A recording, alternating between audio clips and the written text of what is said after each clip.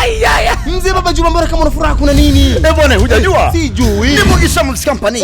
Watu endelea tamasha bora zaidi linaloitwa Amahoro Concert. Ni siku ya laidi. Aise, litawe wapi? Mwanangu, ni kwenye ukumbi wa Liseji la Tanganyika. Saa ngapi hadi saa ngapi? Toka saa 9 mchana hadi saa 12 jioni. Patakuwepo kina nani pale? Nakwambia, patakuwa kijana machachari kwa kuchekesha ambaye ni Ismail Gasore comedian. Na yule kijana mwigizaji bora Mugisha. Bila kusahau vijana wetu Isaac Classic, Ali Ibn Daud pamoja na Ali Munawara, vijana kutoka mkoa wa Makamba. Ai, sisi nitokosa. Sasa ndugu yangu kuingia ni bure. Bwana ni kama bure. Mkubwa ni 2000. Mtoto ni 1000. Aise, pesa ndogo jamani, nitakuwa ni fire. Sasa hakuna la ziada kaka. La ziada ni kwamba Aisha Foundation watajitolea sadaka kwa watoto mayatima na wajane. Jamani, mambo mazuri. Bwana nakwambia, Amahoro Concert moto kuwaka. Mambo ni moto.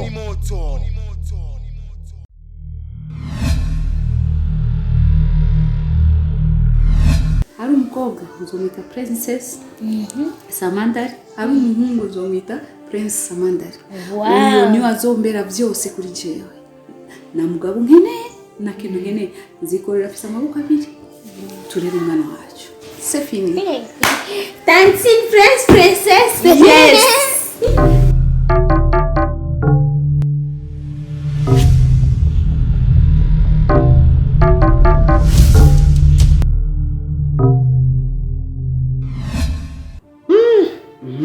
Mama Samandari.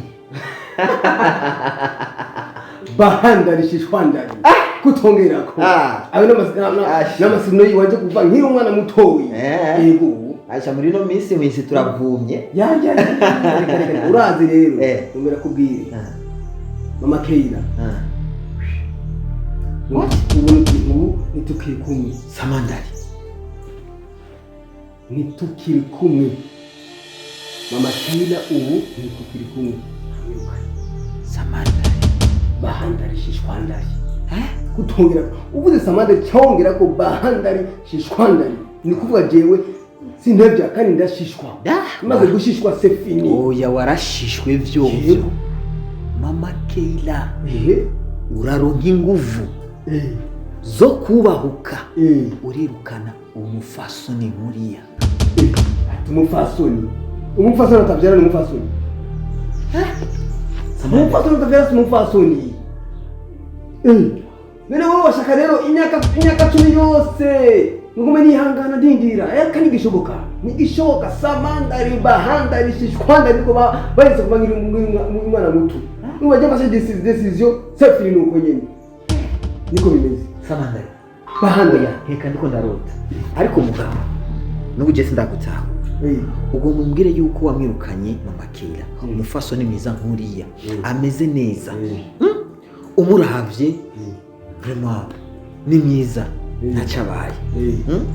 Ariko icyo kintu cyo kumbwira yuko atavyara, erega umuntu avyara hageze. Ndinshaka kubaza ngo nyine. Uribuka impamvu jibanyise bahandari, yo bahandari ya kabiri. Urazi icyo bisigura? Bahandari. Urumva bangira? Iyo je bayise kukubira je muri ibintu byiza. Oya ndijana Mama Keira yameze neza. Voilà. Uravye Mama Keira uje yapfuye muhisi Mama Keira ngira ngo waje. Wawe yameze gute? Umwana umwaka. Uyu Mama Keira nyene uw'Imana. Awonye gute? Umwaka. Isigura reje bahandari. Nzowana yandodera imyaka. Ubu nzorondera uri mwaka. Ibara mwezi. Niko bimeze. Vraiment inkuru nzaniye jewe n'indyoheye mu gutwi. Nikujoye mu gutwi. Eka nagira ngo ari kunshimira. Nene wowe kubana n'ibisa akana kamwe ka Keira. None Samandari je ndakubaza ikibazo. Wewe ushase hagati y'umugabo n'umugore ndavyara. Yamashaye kwesa na kwera. Muvye ko biza ko yarakubabaje. Kacareka. Yatara abantu bikiki abangu bikiki. Abangu bikiki baragoye kweri. Biza so umuntu kweri. Kumwe nabona dukundana. Ubungene yaguma nsohokana. Kungurira utuntu n'utundi. Senzi ko yomemukwiye bimeze uko. Ndabona ko ari umuntu mwiza ndamwizera. Ubungene agiye kumemukura kanota kanyuma. Nusi ndumva yuko ivyo yavuze ari byo cyangwa atari byo. Numva mega sindavyumva muri jewe. Nihoresha n'uyihanganisha zoronka ubundi. Cyabona ko biza wapi. Uradike nimbabaza gusa ningene baba barakuvuga nawe mu gisagara. Bazi icyo kimabaje jewe. Ngo bakuvuga nabi mu gisagara hose. Birabara hasi jewe baranka. Ashabi. Ntagomba bibatore mikro bigo barasemerera. Abagabo bandondera kari umurengera n'ivu ry'abagabo. Nuvuga ngo batonde umurongo ngira botonda gushikana hehe. Iburunga niyo baherera. Cyabandondera ni benshi ragomba ahubwo atore mikro yigo arasemerera. Irigora eba uko ashaka. Birunga biza yambabaje no kuri. Biramusha gusa je mugabo. Biza. Ujya. Nuvuga yuko wewe nyene kuyumvira gukundana na Samantha ko yoba yitaye mu muriro. Kuba rero yakoze iryo kosa ryo kuvuga ngo je nawe bihebe. Akanteshereza umwanya w'ubusa. Nzomukorera akantu. Nukuvuga nzomukorera ikintu ku buryo mu buzima bwiwe azorinda afatanye bagiye. Ku buryo ubuzima bwe bwose azokwamarira. Jewe ntashobora kumpeba ngo herera. Ndavyara Buzi ni wabyara. hama naho nk'uwosanga ikibazo wowe ni ugifise. Inde uyu Samantha ari bahanda rishishwandari. Yawe kibazo kuri jewe nabyara. Kandi namaze kubyara ka Kera. Samantha rusanga. Jina byaye Kera ari. Erega urashobora gusanga ibintu byarahetse. Inde kandi kishoboka nigishoboka. Togi wacu Ariko mukabyara. Je ne comprends pas. Je ne comprends pas. Pembeni, urumva umuntu nuzeya se pembeni. Je namaze gushishwa nashishwe nuko niko bimeze. Ubu na pembeni ubu ndiko ndahigarira agakobwa keza ko mwese. Nje mu bahindi. Cyagenda mu barabu kandi nkuko naravye mama Kera wa Kera. Nikuri ahubwo shaka nyine ndondeze we ndazi kuziranye n'abahindi. Reka nakubwire ikintu. Reka nakubwire ikintu Samantha. Buriya hajya bacumugani mu kirundi ngo uza guhusha itunga husha umugore. Yego. Urabe kuko uraba ukiri kumwe na Uwimana. Urabe kuntu ibintu byariko biragenda mu rugo iwawe. Kuko urabona wari umaze kubaka impangu zingana. Uri kumwe nawe. Yego. Byari nsi numva ngo wari watumenye kwihama. Abuca ikanga. Rero urabe kuko aho urashobora kwikura mu mata watabyuze. Oya reka. Jewe mvuga make. Mugabo mena c'est votre choix. Vraiment ni wivugire make kabisa. Ego, je mvuga make. Kwanza tutihoze ivyo bya mama Kera kuko byashaje. Jewe nahijeje dossier wanje namaze gukotira. C'est fini. Ubu ndiko ndahondera icyo nashaka ndakubwire unondere muri bajya barabu. Oya bajya bahindi. Bakamuze sultani. Samantha urumva twakoranye byinshi. Udukorwa tuza twa Johaina kabe kajohena gafise umugabo. Kajohaina kajohena keza kezuba. Umviriza harya bifise banyenevyo. Jewe kuri icyo kubera ino nkuru y'umubabazanye. Je no kuri Samantha rimaze kugufasha ibintu byinshi. Guhemukira gusa mama Kera. Uwimana. Bitumye jewe ntashobora gufashanya nawe kuko ni hamwe nona gufasha nanje igihano kikansangiriramo. Nukuri kuri icyo please ndagusabye mbabarire sindimo. Ntacyo wewe nimba ubona ko utazomfasha ntangorane. Igikuru nizi. Ego ufise bayita umutonyi. Ndiko bayita. Oya vrema Samantha ari bahanda ari shishwandari. Shishwandari. Ndumiwe. Umviriza kwanza tubyihoze. Jenzo byigora kuko icyambere mufise umutonyo inoti. Oya vrema byose kirashoboka. Oya vrema ufite ponyo.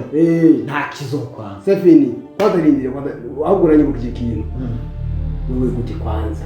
Heruka ijya cyo kura indwi heze kurambira ati duhamagaza wicare tuvugane dupange akarere ka Samantha nawe ugira umugore wambara neza utafise umugore burya sivyo. Samantha bahanda shishwandari ndagira ndakubwire yuko uheruka inzira muci.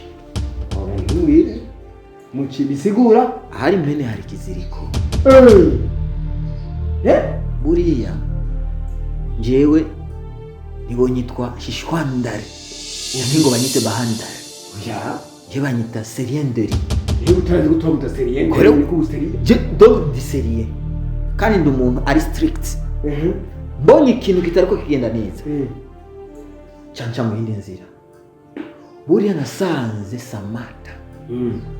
Samantha. Ntabwo ari muri baba wife material. Ndira wenye stop kwanza. ushaka kumbwira yuko nawe nyene Samantha ubu mutakiri kumwe? Samandari. Oya rindira kwanza. Reka ntimukiri kumwe Samantha kubwira imvo n'imvana.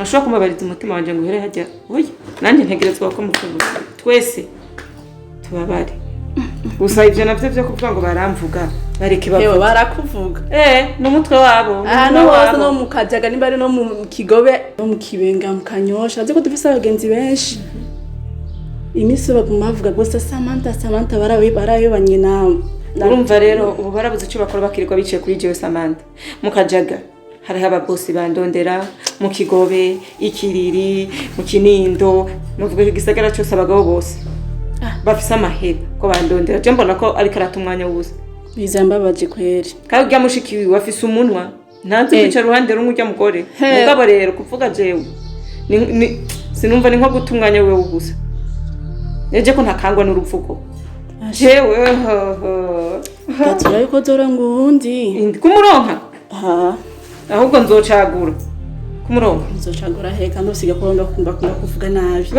bamvuga nabi wowe ukagira isura yanje ciba nabi none bamvuze n'isura ikihinduka yego ubwiza bwanje nibwo bubakurura basha sawa turi ngaha none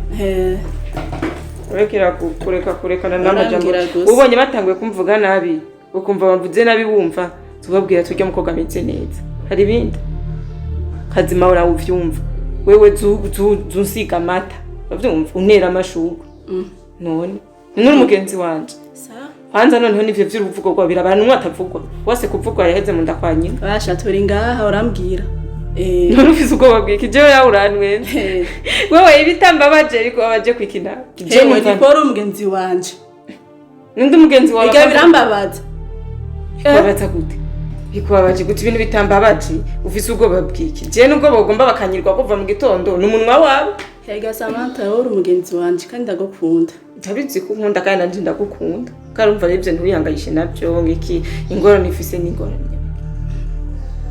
hamwe wowe uri umugabo n'ubwiza bwawe bwose uzi umugabo byo mbabaza cyane umugabo gute jewe mbura umugabo nabirirwa batunda ngaho sinshobora ntunavyishire nkumva ivyo bintu ko je nshobora kubura umugabo ebana n'Imana irabizi yewe turi ngaha uzombwira ngira ikibazo twiganira ibyacu turekane kwanza n'ivyo batuvuga ndakumbuye no kuba turiganirira tukana nabo banyabusako bana bavuge nuko bafise ivyo bavuga kwanza wewe twiganira ibyacu turekane n'ivyabo ikawe kutaranyereka umufiyansi nta mufiyansi ufise namubura sinakana ngene gose mbere nambara ibintu by'amadubai amajoho amakino cyo kubura umugabo ewe urayakayaka cyera nivyo mbashaka kumbwira ko ari cyisa ku bantu ushaka kumbwira yuko Samantha ukwezi ukora nawe kwiteke nawe ubu ntimukiri kumwe nicyo kibazo nakubajije kwanza Samandari twebwe ntabwo turaba ukwezi ntabwo turaba amaso but twe turaba ikiri mu mutima. My goodness. Turaba ikiri mu mutima n'ikiri mu mico. Yes. Biza bishaka. Biza. Ngo seriende. Seriende. Uri seriende wewe hanguri kugende. Uri mu bigugu bya mbere kwikura Samantha. Oh no, kama ukiko. Samantha. Bahandari. Shishondari. Kugende. Uko ni kubibona. Hewe nukuri kwa Mungu nyumviriza. Kwanza undazi ntaragira Maria ntararongo undi mugabo. Ndakubaze kwa ntararongo undi mugabo. Jesse nibaza yuko azote baronka umugabo. Reka afite abona bien. Reka chira birarura shira bipu ati pupu birarura. Samandari umviriza. Ndakurehe kwizera je bare ujya ntazogira indwi iyi imwe atagase umugabo twa. Si biravana. Wewe nduruko witwaza. Biravana abameze nkawe. Abameze nkawe vraiment. Ivyo uri kwitwaza ngo naho ngingeso ngo niraba ngaha. Je nkuko namandari kuba buri gihe. Ingeso ni ikintu ushobora gukontrola. Ingeso ni ikintu ushobora gutanga impanuro ingeso gahinduka. mugabo ngaha mu kirami Facebook niko ndayita je Facebook ingeso rero Facebook nishobora kuyihindura afise isura yewe kama kigongo Samandari Jesse rero komeze nkuko nina wisho cyanagira ndakubwira yuko urumva indwara y'ingeso ni indwara kuvuga ikire niwe nyene ku giti ciwe kwiyumva ngo yuko agomba yuko ingongwa arikira mugabo neza cyane wavyumvise mugabo kirahinduka biri ingeso irahinduka mugabo isura wewe wohindura gute wewe yewe abiri isura iparamyuku wewe rero kubera inuzi umutima wawe mwiza izo kirinduka nibishoboka Samandari ariko ingeso uzohanga boro gushika wazohinduka jewe vraiment Samandari sinshaka kuvuga bahandari jewe abo bagabo ndabifurije amahirwe kuri Samantha twakundanye imyaka 3 years biza bishaka uri seriye nyene ko utari kumwe na Samantha none cyanke rondera nimero ziwe wamubaze sishemeji wa oranga ebana jewe vraiment Samandari usinilaumu Samandari njewe na Samantha finish usinilaumu ya vraiment ntangorane nimwe ikizoba vraiment yo ahubwo ndashimira Imana Nyagasani yankigije Samantha sumubuno yo kujukanura Samantha nigikashi mubone kuri ya Samantha ngoba zibona abana ashi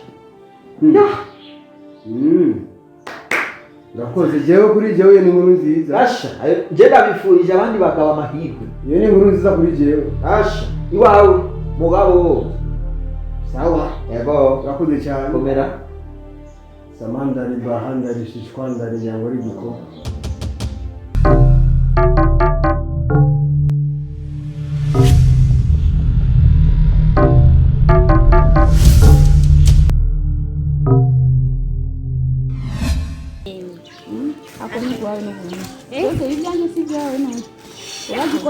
Aho ni poa. Kuva mama apfuye mzinzi urukundo rwa mama gose twagiye kuri wowe Yataje. ushaka kuncokoza agucokore wowe njombo ni kuri ku Imana nkale Ni muzi nayisigaye uranteteta. mbesa izindi uzibike zo bandanye Ejo. si ngombwa ngo uziheze zose uraruha Nta kibazo. kandi ntashaka kuruha kandi ntaturabina nari namubwiye mpuze mama Kanyange ngo ashakire umukozi andonderera umukozi ushaka kujya iminsi yose yambwiye ngo tumuza ngiye kugutekera agapira hose iminsi myinshi utagikira uheruka kurya nkiri ko Samandari kera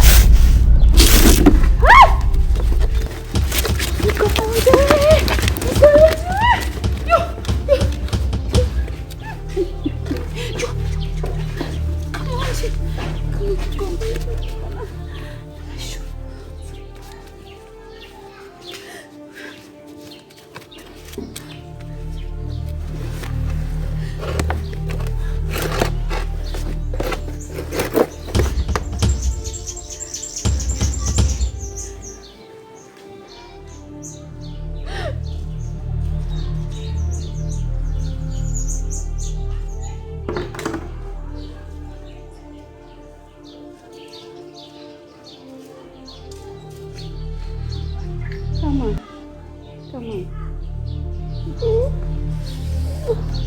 Moresha Rwanja.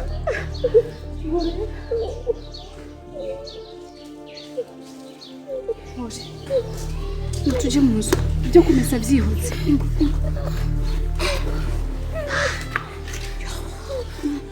Tujye mu nzu.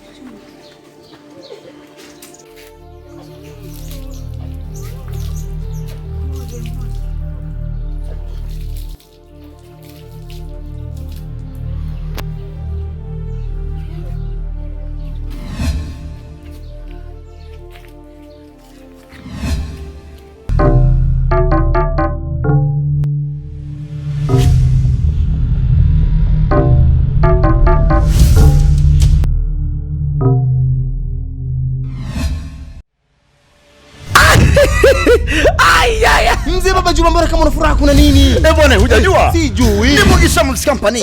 Watu endelee tamasha bora zaidi linaloitwa Amahoro Concert. Ni siku ya laidi. Aise, litawea wapi? Mwanangu, ni kwenye ukumbi wa Liseji la Tanganyika. Saa ngapi hadi saa ngapi? Toka saa 9 mchana hadi saa 12 jioni. Watakuwepo kina nani pale? Nakwambia, watakuwa kijana machachari kwa kuchekesha ambaye ni Ismail Gasore comedian. Na yule kijana mwigizaji bora Mugisha. Bila kusahau vijana wetu Isaac Classic, Ali Ibn Daudi pamoja na Ali Munawara, vijana kutoka mkoa wa Makamba. Ai, sisi nitokosa. Sasa ndugu yangu kuingia ni bure. Bwana ni kama bure. Mkubwa ni 2000. Mtoto ni 1000. Aise, pesa ndogo jamani, nitakuwa ni fire. Sasa hakuna la ziada kaka. La ziada ni kwamba Aisha Foundation watajitolea sadaka kwa watoto mayatima na wajane. Jamani, mambo mazuri. Bwana nakwambia Amahoro Concert moto kuwaka. Mambo ni moto.